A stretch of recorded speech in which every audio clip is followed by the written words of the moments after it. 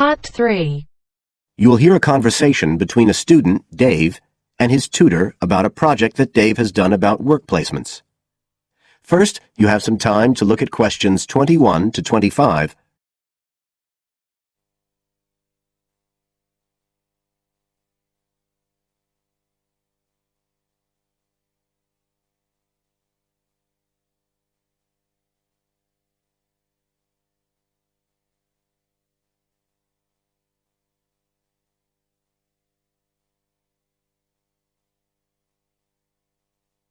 Now listen carefully and answer questions 21 to 25.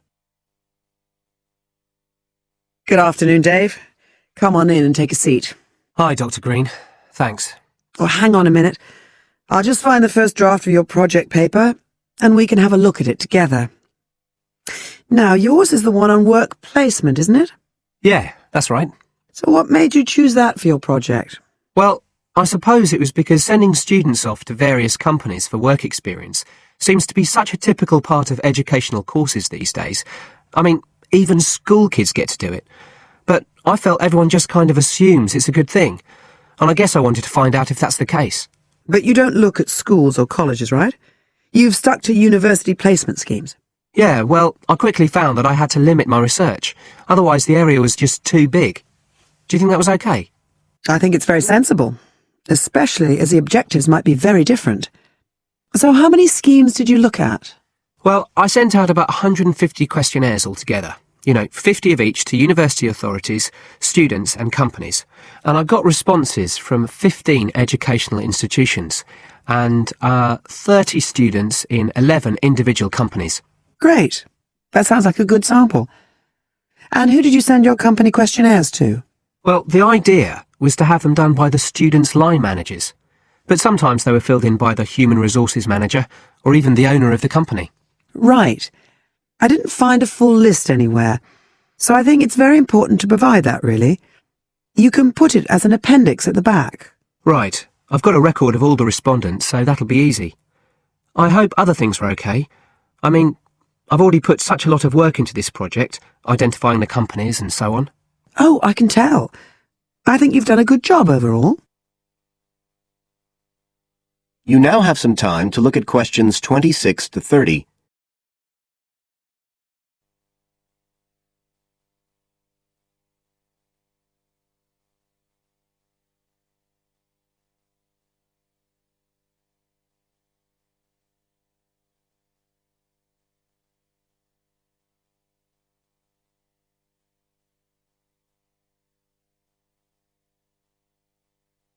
Now listen and answer questions 26 to 30.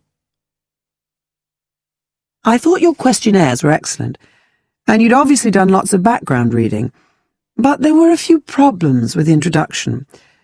First of all, I think you need to make some slight changes to the organisation of your information there. At present, it's a bit confused. Okay. What did you have in mind?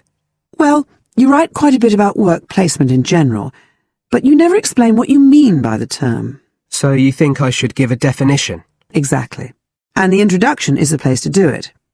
And then, look, you start talking about what's been written on the topic, but it's all a bit mixed up with your own project. So, do you think it would be better to have two sections there, like a survey of the literature as the introduction, and then a separate section on the aims of my research? I do. You can include your methods for collecting data in the second section too. It would be much clearer for your reader. Establish the background first, then how your work relates to it. It would flow quite nicely then. Yes, I see what you mean.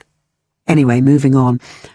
I like the way you've grouped your findings into three main topic areas. Well, it became very obvious from the questionnaires that the preparation stage was really important for the whole scheme to work, so I had to look at that first. And I found a huge variation between the different institutions, as you saw.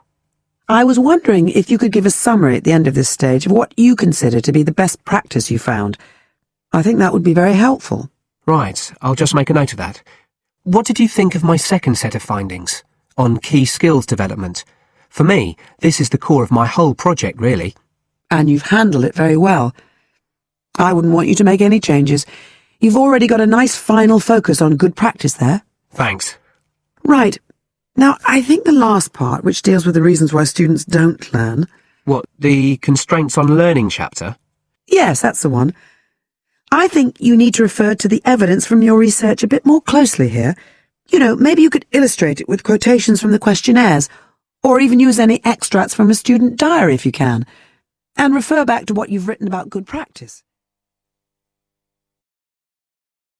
That is the end of Part 3. You now have half a minute to check your answers.